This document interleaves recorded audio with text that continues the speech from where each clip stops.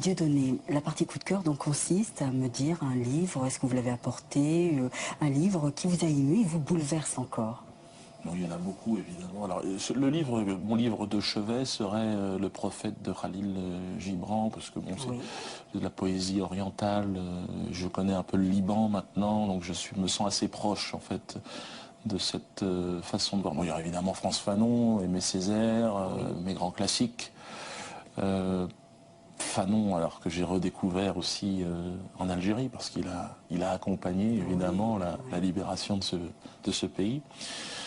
Et puis le théâtre, Shakespeare, j'aime beaucoup Molière aussi, les classiques. Et puis j'aime bien aussi lire des magazines de voitures, de football, Mais quel genre la de littérature, voiture, pile gadget, des choses comme ça. Je suis pas un intellectuel, au sens où c'est ce que vous croyez, mais en fait vous l'êtes vraiment au fond, mais vous peut-être vous essayez de ne pas le montrer. Ouais, peut-être. Mais Non, pendant- peut-être que je le suis, peut-être un petit peu, mais je n'aime pas jouer de cela parce que je trouve que ça n'a pas de sens. Que les intellectuels que je vois qui parlent et qui nous racontent des vérités comme ça Je pourrais vous parler de me saoulent. BHL, Bernard-Henri Lévy. Là, c'est vrai que je vais rester courtois. Parce que là, c'est vraiment le nouveau Dieudonné, le Dieudonné 2010. Un Dieudonné en costume, et plus rien à voir. Un Dieudonné producteur de films, puisque je vais produire mon prochain film à Cuba.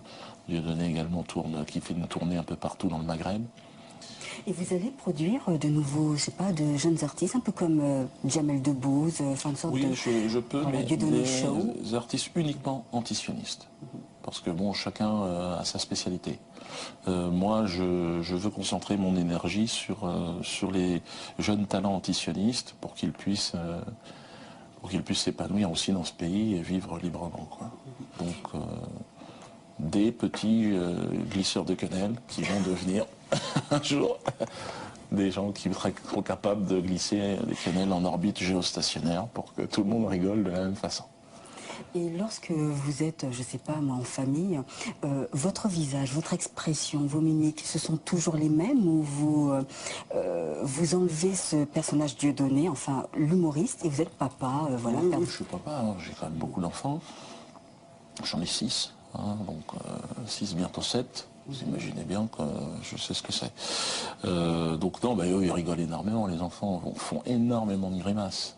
Donc je dirais que je suis peut-être même un petit peu à la traîne. Il faut savoir qu'ils ne font que ça en fait. Ils ne font que déconner les enfants. Jusqu'à un certain âge, ils ne se parlent même pas. Donc ils pètent, ils rient, enfin, ils font tout ce qu'on ne peut plus faire après. Même si ça m'arrive, je ne vous cache pas, Bien sûr. de rire. Et pas de péter aussi. Alors là, on se J'imagine. lâche ici sur ce plateau. Oui, ça m'est arrivé une fois de péter, oui. Mais ce que je veux dire, c'est facile d'être crédible auprès de ses enfants quand on est humoriste. C'est sûr que bon, c'est un rapport. C'est sûr, voilà, je les ai pas trop. Le système scolaire, à mon avis, n'est pas très bien fait. Donc j'ai toujours été un peu critique. Donc ils m'ont senti toujours un peu en rupture avec l'environnement. On va dire des institutions. Et la première institution, lorsque l'on est dans le monde de l'enfance, c'est le système scolaire, qui agit avec beaucoup d'autorité. C'est un système carcéral, en fait, qui incarcère l'élève jusqu'à un certain âge. Et j'ai très mal vécu cette période-là, et bon, j'ai du mal quand je les vois tristes, ou quand un prof leur dit n'importe quoi, parce qu'il y en a quand même beaucoup qui racontent n'importe quoi, j'ai un peu de mal.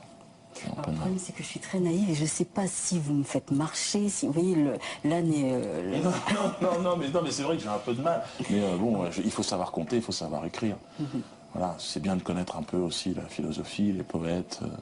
Maintenant, cosinus, tout ça, on n'en a rien à foutre. C'est vrai qu'on ne voit pas pourquoi on embête les enfants avec cosinus. Franchement, vous avez eu besoin de cosinus dans votre vie? Non, parce que je n'ai toujours pas compris, oui. Ah, vous en plus, vous avez l'honnêteté, comme moi, de ne rien comprendre de ces choses-là. Cosinus, franchement. Pourquoi mon enfant va passer 3 mois sur cette saloperie alors qu'il ne s'en servira jamais? Alors que lui montrer ce qui se passe, comment fonctionne Internet, aller chercher les informations là où il veut. Voilà ce qu'il faut montrer aux enfants. Là, il va se faire sa propre éducation en allant chercher les choses qu'il a envie de... Et puis il y a des valeurs morales, peut-être un peu plus, civiques, voilà. parce que moral, bon, c'est toujours un petit peu plus religieux, c'est un peu plus gênant. Mais civique, au moins, mais je pense qu'il a tout en lui, l'enfant, le bien, le mal, on ne lui apprend pas, il le sait. Non, je trouve qu'il y a une propagande, par exemple. Vous voyez, quand Sarkozy, par exemple, on en parlait tout à l'heure, a eu comme idée, en arrivant au gouvernement, d'apprendre aux élèves de CM2 le nom d'un enfant juif déporté. Oui. Vous vous rendez compte, aux Antilles, ça veut dire quoi on peut apprendre alors le nom aussi d'un petit enfant esclave aussi, qui sortait des bateaux, ou ça l'intéresse ou ça n'intéresse pas Sarkozy? Bien sûr, ça n'intéresse personne. Ça n'intéresse pas Sarkozy, j'ai l'impression. Voilà. Eh bien, merci beaucoup, Dieudonné. Non, c'est moi qui vous remercie. Ah non, merci. Je suis très heureuse. Excusez-moi, ça va choquer certains, mais je crois que vous êtes mon invité préféré. Voilà. J'espère que ça ne vous portera pas préjudice. Non, non, non. Merci. Merci beaucoup, Dieudonné. Voilà. Merci. Donc, peut-on tout dire? Vous étiez en collaboration avec Bruno Gassio et c'est aux éditions Mordicus. Et je rappelle bien sûr votre spectacle, Marmout. Voilà. Et on reconnaît bien sûr cette gestuelle. Et vous avez vu qu'il y a un tout petit Marmout qui fait aussi cette petite... Oui, c'est bien sûr le président iranien. Iranien, oui. Très bien. Eh bien, merci de nous avoir suivis. Merci pour votre fidélité. Au revoir et à bientôt.